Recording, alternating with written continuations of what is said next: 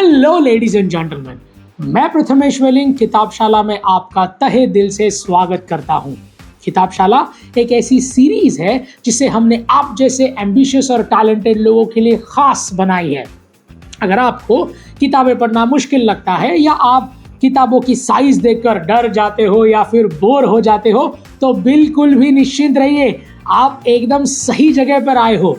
किताबशाला series आपके इन्हीं समस्याओं का समाधान है। ये किताबशाला का फाइनेंस एडिशन है जिसमें हम और आप अवेयर होंगे फाइनेंस की दुनिया के बारे में। Money, finance, stocks, investment, portfolios, ये सभी वर्ड्स अगर आपको कॉम्प्लेक्स लगते हैं तो हमारी इस सीरीज को आप मिस मत कीजिएगा। और अगर आपको इस एरिया में काफी नॉलेज ऑलरेडी है तो आप अपने नॉलेज को भी बढ़ा सकते हैं हमारे साथ। So be all yours till the end ladies and gentlemen. आज के एपिसोड में हम बात करने जा रहे हैं the book one up on the wall street के बारे में और जानेंगे 7 core life lessons under 7 minutes. यानी कि आपको ये पूरा एपिसोड सुनने के बाद इस किताब का पूरा सारांश मिल जाएगा। चलिए फिर शुरू करते हैं आज का एपिसोड। अच्छा, एक मिनट रुकिए, उसके पहले आप हमारे चैनल को सब्सक्राइब कीजिए और बेल आइकन प्रेस करना ना भूलें ताकि हमारे वीडियोस के अपडेट आप तक टाइम टू टाइम पहुंच सके। एक्साइटेड? तो चलिए शुरू करते हैं। एक प्रख्यात इन्वेस्टर पीटर लिंच ने इनोवेशनल किताब लिखी है जिसका नाम है one up on the wall street.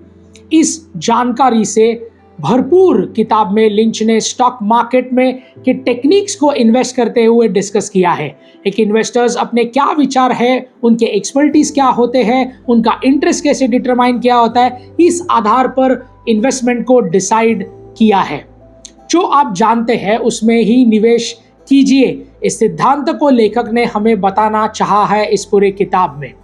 और जिस बिजनेस में हम फैमिलियर हो उसी पे इन्वेस्ट करना चाहिए, उसी पर विश्वास रखना चाहिए।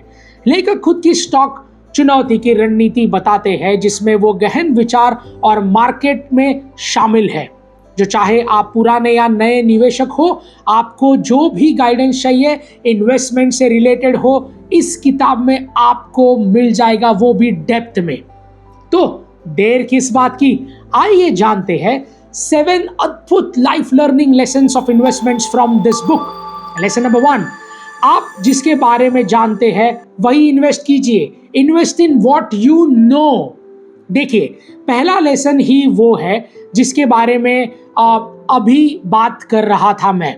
इस बात का मतलब है कि उन्हीं बिजनेस में या सेक्टर्स में इन्वेस्ट करें जो आपके इंटरेस्ट के दायरे में हो या फिर जिस लाइन में आप काम करते हो।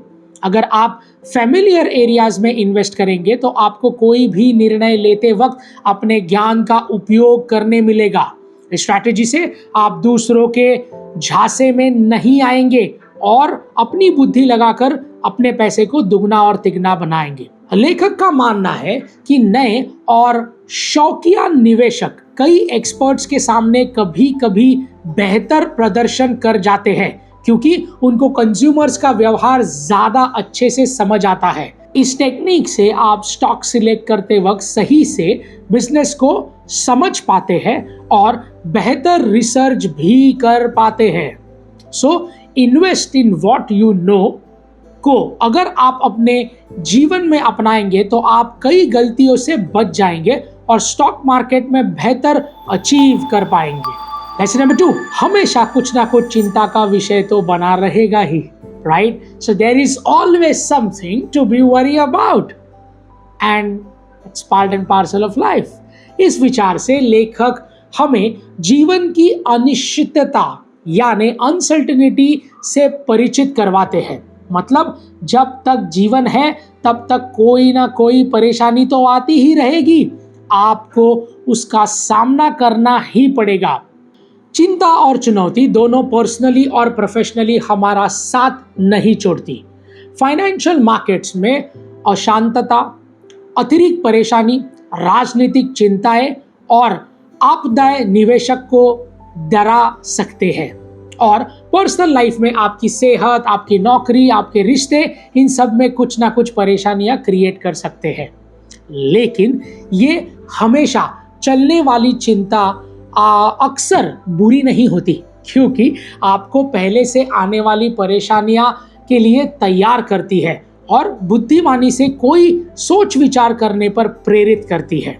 अगर आप इस बात को मान लेंगे कि कोई ना कोई चिंता तो रहने ही वाली है, तो आप रेजिलिएंट बनेंगे, अडेप्टेबल बनेंगे और अनसर्टेनिटी के लिए बैकअप प्लान भी तैयार करेंगे। तो इस विचार को अपने जीवन में स्वीकार लीजिए कि चिंता आपका दरवाजा कभी ना कभी ठोकने ही वाली है। इसके लिए पहले से तैयार रखिए, पहले से अपने आप को तैयार कीजिए, ताकि जब भी दरवाजा खुले तो चिंता के साथ उसका समाधान भी अंदर आ पाए। Lesson number 3, if you spend more than 13 minutes on analysing economic and the market forecast, you have wasted 10 minutes. थोड़ा डिफिकल्ट है, फिर से पढ़िएगा। इस बात से लेखक हमें यह समझाना चाहते हैं कि फाइनेंशियल मार्केट में सटीकता के साथ पूर्वानुमान लगाना पड़ता है, लगभग हर समय पर, क्योंकि यह भविष्यवाणी ज्यादा देर तक नहीं टिक पाती। फिर चाहे आप उसे गहन विश्लेषण करके और मार्केट की हाल को समझे, तब भी आपका अंदाजा सही होगा, इसकी कोई गारंटी नहीं है। इसे तो आपका टेंशन और ओवर थिंकिंग और भी ज्यादा होने वाली है और आपका समय भी बर्बाद होगा। इसलिए लेखक बाजार में तुक्का लगाने से बचने के लिए लगातार कहते हैं और निर्णय लेने से पहले 100 बार विचार करने की सीख देते हैं। तो इस पूरी बात का सारांश यही है कि हद से ज्यादा अनुमान लगाना से कोई खास फायदा नहीं होता। इसलिए बेहतर है कि आप अपने सोच विचार को निर्धारित कीजिए और एक बाउंड्री दीजिए। लेसन नंबर 4, ऐसा बिजनेस चुने जिसे कोई भी चला सकता है। Go for the business that any idiot can even run. इस बात को कहकर आप ऐसा कोई बिजनेस करें जिससे कोई गधा भी चला सकता है। लेखक आपका इंसल्ट नहीं कर रहे, please don't get him wrong.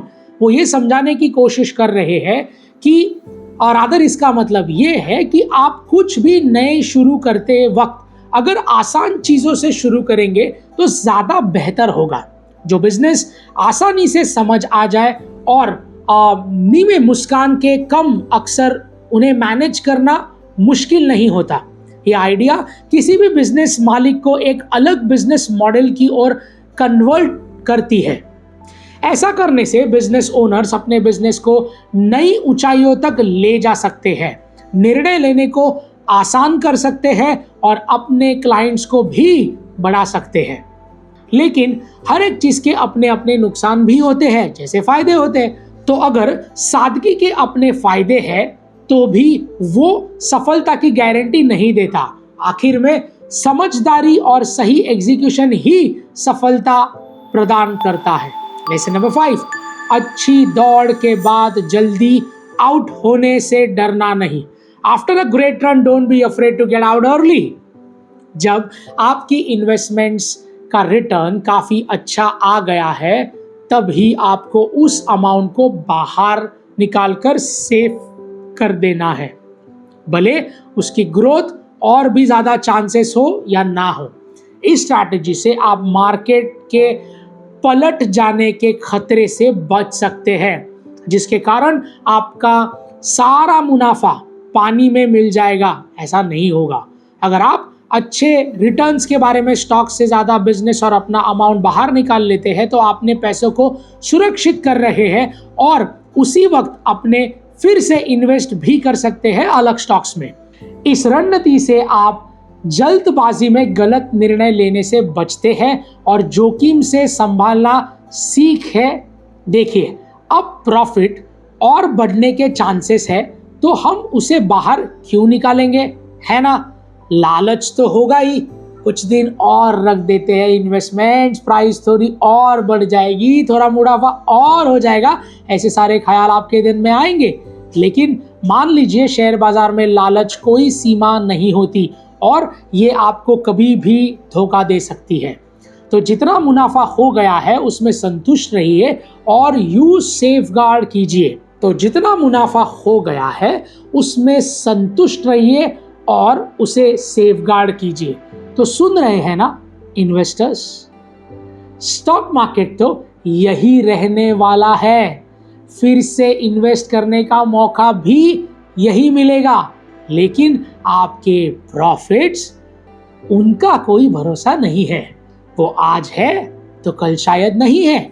इसीलिए जो भी करे सोच समझ कर करे। Lesson number 6, don't over complicate things. ये एक ऐसी एडवाइस है जो ना सिर्फ फाइनेंशियल एरिया में बल्कि जीवन के हर पहलू पर लागू होती है। फिर चाहे कोई बिजनेस की बात हो, निर्णय लेने की बात हो, या फिर किसी भी प्रॉब्लम का सॉल्यूशन ढूंढने की। फिर चाहे वो बिजनेस की बात हो, निर्णय लेने की बात हो, या फिर किसी प्रॉब्लम का सॉल्यूशन ढूंढने की बात हो, हर वक्त चीजों को जटिल बनाने से कुछ हल नहीं होता।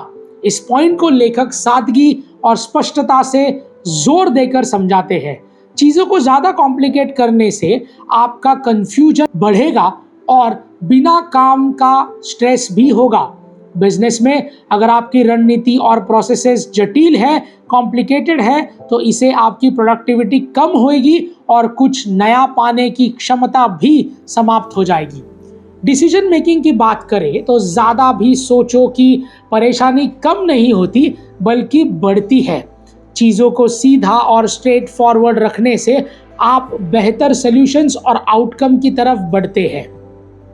इससे आप अपनी प्रायोरिटीज़ को टाइम दे पाते हैं, गलती करने के चांसेस कम हो जाते हैं और आपके गोल्स अचीव करने के चांसेस बढ़ जाते हैं। Lesson number 7, do your homework. Do your homework एक फंडामेंटल मान्यता है कि अगर स्टॉक मार्केट में इन्वेस्ट करना है तो अपनी तैयारी पहले से करके रखिए।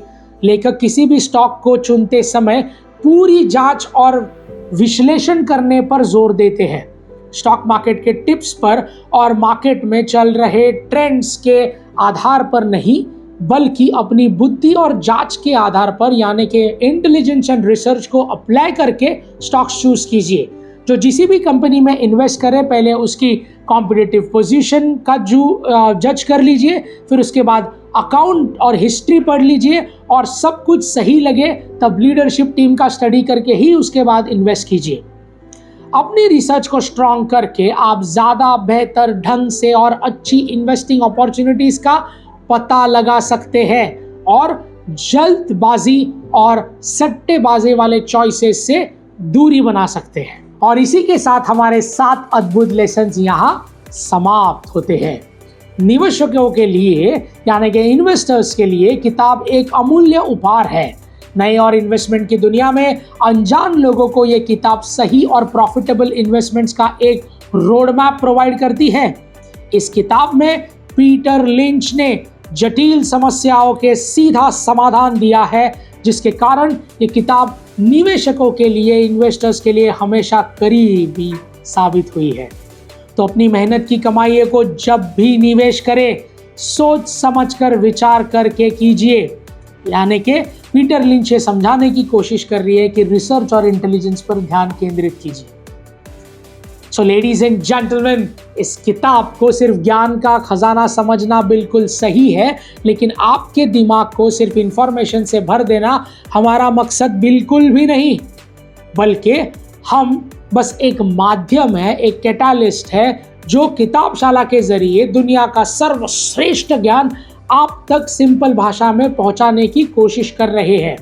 तो इस ज्ञान को सिर्फ ज्ञान ना रहने दें, इससे अपने रोजमर्रा के जीवन में इस्तेमाल करें और अपनी जिंदगी को नई ऊंचाइयों तक ले जाएं। किताबशाला के अगले एपिसोड में फिर मुलाकात होगी, जहां हम बात करेंगे how to stop worrying and start living, इस ब्रिलियंट किताब के बारे में, और हम जानेंगे कई प्रश्नों के उत्तर जो हमें खुद को संभालना सिखाती है। Ladies and gentlemen, this is Prathamesh Welling signing off. Until we meet next. Thank you.